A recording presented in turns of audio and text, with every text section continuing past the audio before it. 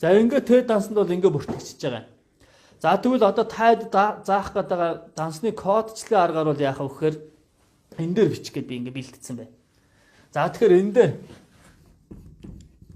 хангамж аав гэдэг ингээд бичлээ тийм үү? Хангамж аав. Тэгвэл мөнгөн дүнгийн ганцхан 100 мянган төгрөгөө энэ дээр бичиж 100 мянган төгрөгөө. Тэгээд энэ нөгөө дансны төлөвлөгөө шүү дээ. Энэ дансны төлөвлөгөөнүүдээс нөгөө кода хараад биччихнэ гэсэн үг. Тэгэхээр сая энэ дээр би таад аль дансаа хамгийн түрүүнд бич гэж хэлсэн бэлээ. Тэгэхээр яах вэ гэхээр мөнгөө хамгийн түрүүнд бичиж тийм үү. Тэгэхээр мөнгөний кодыг яах нь энэ дээр бичдэг. 10.01 гэдэг ингээд хамгийн түрүүнд мөнгөө бичсэн. За тэгвэл одоо тэр дефт дээр ямар данс байх вэ гэхээр хангамжийн материал гэдэг дансаа 16.01 гэдэг данс байгаа ш. Хараа ш 16.01. За тэгэхээр ингээ бүртгээ явчихдаг байна. Энэ бүртгэл маань цаашаа Excel руу орохдоо айгүй хэлбэр тайлэгт хэлбэр болчихдог. За тэгвэл мөнгө кредит дээр байна тийм үү? Хангамжийн материал дефт дээр байна. Аль нь өсөөд байна, аль нь буураад байна гэдгийг заавал мэдэж явах хэрэгтэй шүү. Ерөнхий журналын гүйлгээ хийж хагаад өсөж буурж ийн, аль нь өсөж ийн, аль нь буурж ийн гэдэг мэдэж явж ивэл цаашаага дахиад дараачихan гүйлгээнүүдийг хийгээд гүйлгээ баланс хийгээд явахаар илүү ойлгомжтой болдог байна. За тэгэхээр хангамжийн материал нэмэгдлээ мөнгө буурлаа гэдгийг мэдчих хэрэгтэй байна. За энэ системээр яах нь хэдүүлээ явнаа. За тэгвэл одооноос хэдүүлээ бол Т дансаа бол ашиглахгүй. Яах вэ гэхээр хэдүүлээ андаа кодчил ашиглаж явнаа. За одоо хэдүүлээ хэдэн жишээ авъя. За тэгэхээр энэ дансууд маань яах вэ гэхээр хөрөнгөний дансуудын энэ гүйлгээний дефт кредитт ямар утга үзүүлдэг вэ гэхээр хөрөнгөний данс дефтээр орж ирж байгаа утгыг үзүүлнэ. За кредитээр буурж байгаа утгыг үзүүлнэ. За тэгэхээр энэ хоёр болохоор мөнгө буурлаа хангамжийн материал орж ирлээ гэсэн утга илэрхийлж байна. За тэгвэл өөр төлбөрийн данс ямар утга илэрхийлдэг юм бэ гэхээр кредитээр өсдөг, дефтээр буурдаг утга илэрхийлдэг. За тэгвэл орлогын данс энэ өмнө нь та хэдийн Т данс урж яхад яах нь яг энэ зарчим л байсан. Орлогын данс кредитээр өснө, дефтээр буурна гэх. За зардлын данс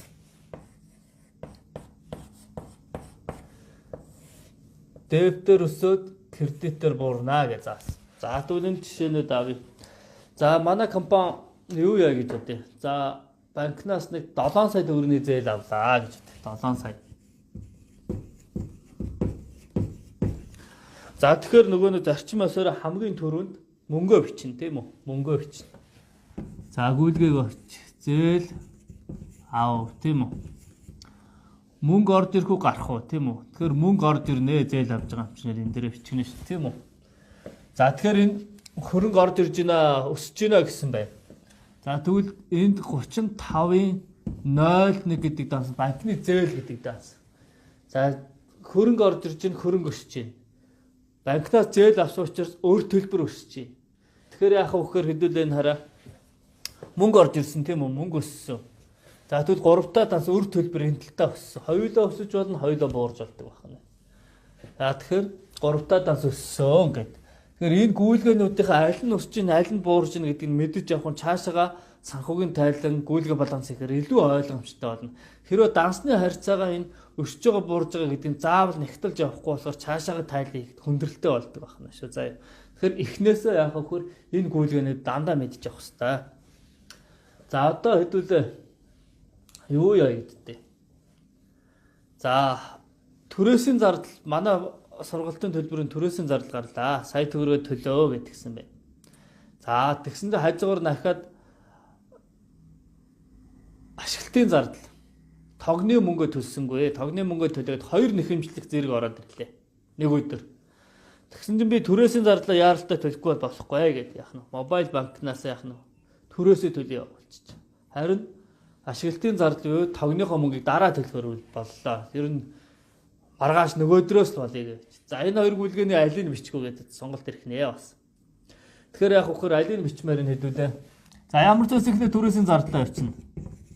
Түрээс төлөв. За сая төгрөгийн түрээстэй манайх тийм үү? Сая төгрөгийн түрээстэй. сая төгрөгөө мөнгө гарлаа. Мөнгө гарлаа. Энэ дээр нь түрээсийн зардлаа гэж дансын бичиж 78-аас түрээсийн зардлаа гэж бичиж. За тэгвэл нөгөө ашиглалтын зардлын тогны мөнгөө яаж бичих вэ? За тогны мөнгө 30,000 яваад тийм үү? 30,000 төгрөгөө бичхүүгүй юу гэдэг. Мөнгөө төлөөгүй тийм үү? Тэгээ бичхүүгүй юу гэдэг сонголт ирж ш тийм үү? Тэгэхээр Нэгтлэнбаатах бүртгэлийн хуулийн дээр байна. Аж ахуй нэгж байгууллага Нэгтлэнбаатах бүртгэлд акварел суурьаар хөтлөнө гэж заасан. Тэгэхээр акварел суур гэж юу юм бэ гэхээр за аж ахуй нэгж байгууллага орлого зарлагын гүйлгээг тийм орлого зарлагын гүйл мөнгө хүлээн авсан эсвэл төлсөн эсгээс хамаарахгүйгээр тийм үү бүртгэх аргыг хэлнэ гэж хэлсэн байна. Тийм үү? Хамаарахгүйгээр. Тэгэхээр саяных дээр бас мөнгө төлсөн үү? Төлөөгүй тийм үү? Мөнгө төлөөгүй.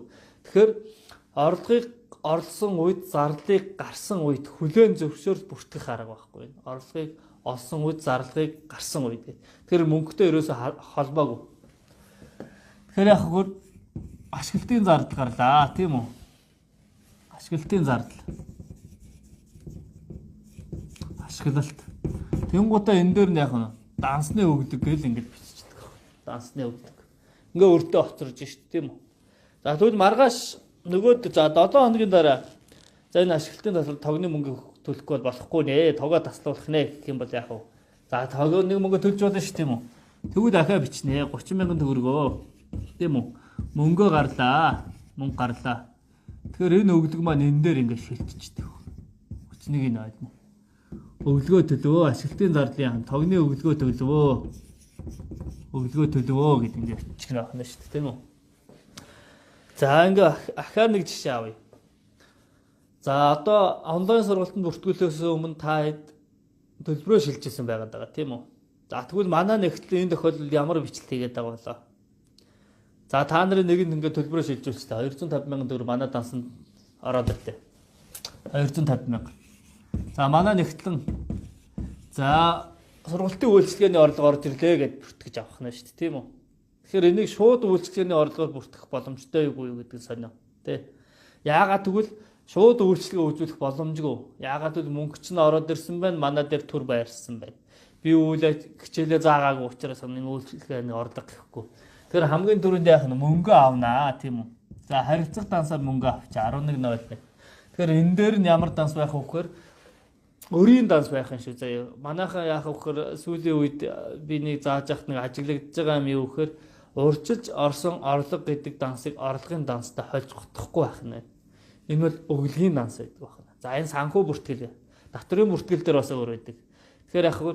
Одоохондоо яах вэ хэдүүлээ яах вэ? Энэ орд ирж байгаа мөнгө бол яах нь үйлчлэгээ үзүүлээг учраас энэ бол өртөө гэж ойлгохоор урьдчилж орсон орлого гэдэг өрийн данс, 3-та өрийн данс байна. За 32.01 гэдэг юм данс байлаа гэж бодъё. За тэгэхээр өр нэмэгдсэн байх нь шүү дээ. Өр нэмэгдсэн. Мөнгө орж ирсэн. Мөнгө орж ирсэн. Нэгтэй данс дээд дээр. Тэгэхээр энийг урьдчилж орсон орлого буюу УА гэдэг байна шүү. За урьдчилж орсон орлого. За тэгвэл хэдүүлээ одоо 3 хоногийн дараа онлайн сургалт эхэлчихсэн тийм үү? Нөгөө оюутан маань ирээд манай суучжээ. Энэ тохиолдолд бичлэлт хийх шаардлага гарнаа бас. Ягаад гэвэл нэг өр байгаад байна шүү дээ тийм үү? Өр байгаад байна. Тэгэхээр энэ өрийг өргүү болгоноо. Тэгэхээр өргүү болгохын тулд 32.01 гэдэг данс дефт дээр ирж өргүү болно. Ягаад гэвэл 3 дахь данс кредитээр өсөд дефтээр буурна гэсэн чинь ингээ өргүү болно 250,000-аараа. Энэ дээр нь үйлчлэгээгээ үзүүлсэн учраас үйлчлэгээний орлого гэдэг дансаа явчихна. Энийг юу гэхгүй вэхээр урьдчилж орсон орлогыг орлогоор хүлээн зөвшөөрө гэж ярьдаг байна. Урьдчилж орсон орлогыг орлогоор хүлээн зөвшөөрө. За үйлчлэгээний орлого явчих нь байна шүү дээ тийм үү? Орлого. Үйлчлэгээний орлого. За тэгвэл одоо арай өөр жишээ авнаа. За манай түрээслэгч энэ сар ингээд түрээсэн гэрээ дууссан. Шинээр гэрээ хийнэ болдоотраа. Тэгэхээр ийм байна. Одоо ер нь түрээсээ жоохон өндөр хэдэн сараар авахар боллоо. Манад мөнгө хэрэгтэй байна. 6 сараар түрээсээ өгөө. Хэрвээ өгөө бол яах нь вэ? Байраас болж өгөх үү яах вэ гэлдэг. Тэгвэл би 6 сараар төлбөрөө төлөх шаардлага гарна да. За төлөвийн тохиолдолд бичиж 6 сараар түрээсээ. За 6 сая төгрөгөө төлнө. Тийм үү? 6 сая төгрөгөө төлнө. За тэгэхээр хамгийн түрүүнд мөнгө очих хэвээр тийм үү? Мөнгө гарлаа.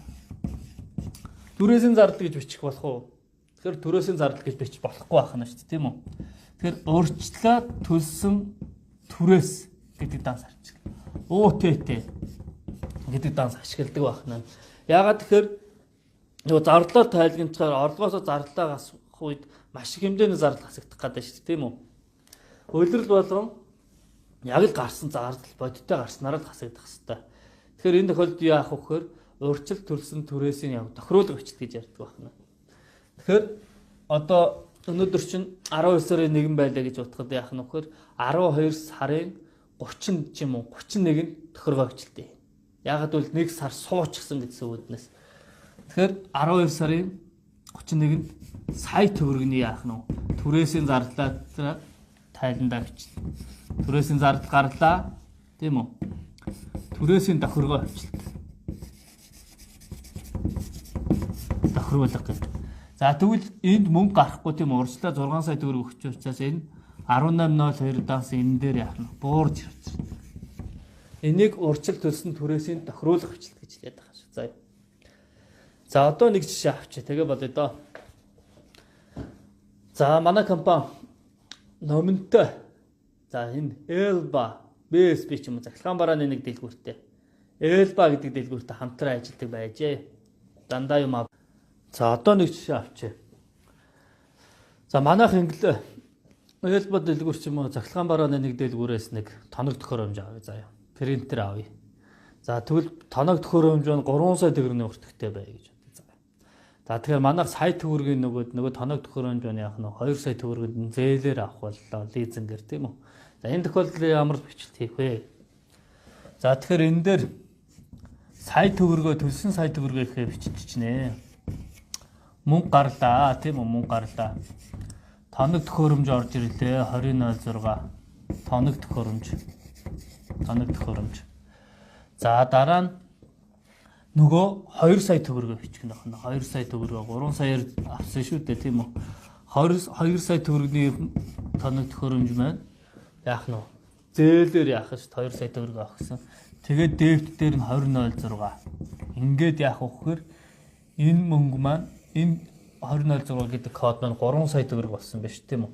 Тэгэхээр 3 сая төгрөгийн тоног төхөөрөмж ороод ирсэн гэсэн юм байна. Тэгэхээр мөнгө гарлаа өртөө боллоо. Тэгэхээр тоног төхөөрөмж худалдаж авсан, зээлээр худалдаж авсан гэдэг ингээд бичих нь ахна шүү дээ. За тэгвэл 7 хоногийн дараа энэ 2 сая төгрөгийн зээлээ төлж болно шүү дээ тийм үү, төлж болно. Тэгвэл 2 сая төгрөгөө гэдэг ингээд 2 сая төгрөгөө гэдэг. Тэгээ энэ дээр нь ямар данс бичих вөхөр мөнгө төлж байгаа учраас кас гэдэг дансаар бичлээ. Тэгээ энэ дээр өгдгийнхэн дансыг бичиж байна. Энэ яах вэ? Өрөө төлөвөө ч юм уу, өрөө төлөв. За ингээд яах нь журналын бүртгэл хийгээд явдаг. За энэ журналын бүртгэл нь тэгээ цаашаа тайлан хийгээд хэтэрхий айгүй сайхан хялбар болгож өгнө. За тэгээд өнөөдрийн хичээл ингээд болоо. За тэгээд гэртээ одоо дараа нь хийх та нарын хичээл юу гэхээр одоо нэг юуны цэсэн дээр байгаа дасгал ажил байгаа шүү дээ юм уу? Дасгал ажил дээр байгаа ерөнхий журнал хийх 1-р өдрийн хичээлүүдээ дасгалуудын ажлуудыг хийгээд за групп дээрээ зургийг тавиад асуух зүйл гарвал яах нь надаас уцтаж асууж болж байна. Нэг бол групп дээр шууд бичээд асуучих. Тэгээ хараад яах нь энэ алдаануудыг яах нь хараад хэлье. За тэгээ маргаашийн хичээлээр хэдүүлээ ерөнхий журналаа бүртгээд сурцсан учраас яг гүйлгээ баланс уу ажлын хүснэгт worksheet гэдэг юм яазнэ. За тэгэхээр дахиад нэг анхааруулах зүйл байна. Энэ гүйлгээнүүдээ бичээд ингээ хийхдээ ерөнхийдөө айгу амархан болоод ирэн заяа. 1 2 3 дахь бодлогонуудаас айгу амархан болоод ир. Тэгэхээр яах вэ гэхээр хамгийн гол мартаж болохгүй юм юу гэхээр энэ гүйлгээний дебет дээр яаж ин кредит дээр яаж ин өсчөөний буурж ийн гэдэг юм дандаа ямагт харж дотроо мэдэж явна. Энийг мэдэж явж цаашаага нөгөө дараагийн тайлангууд руугаа яах нь энийг уншаад явж сурахгүй болохоор яг автоматар данс төвгүүд ингээд хийгээд сурчгаар яг санхүүгийн тайл хийхээр хүндрэлтэй болчихдог байна. Тэгэхээр яах вэ гэхээр эннийхээ гүйлгээнүүдэд дандаа өсөж ийн буурж ийн гэдэг нь уншиж яваарэ. Тэгээд дараагийн хичээл дээр яах нь уншаад яваад сурчгаар амар болох нэ. Тэгэхээр тэгээд Онцтой үнс санхүүгийн тайлаа ихэд асуудал болно. Хэрэг уншихгүй хийгээд ээж бас болно. Яг түүгээ дансны кодоор нь түүгээ цаашаа яваад ээж болдог. Тэгэхээр яг хөө цаашаа хөндрөл учрах нь шүү. Тэгэхээр яг хийх явцдаа дандаа уншаарай л гэж байгаа. За тэгээ маргаашийн хичээлээр уулзъя. Маргаашийн хичээл гүйлгээ баланс буюу ажлын өснөгт хийх ийм хичээл орох нэ. За тэгээ нэгтлэн бодох бүртгэлийн хууль гэдэг хичээл орох нэ. За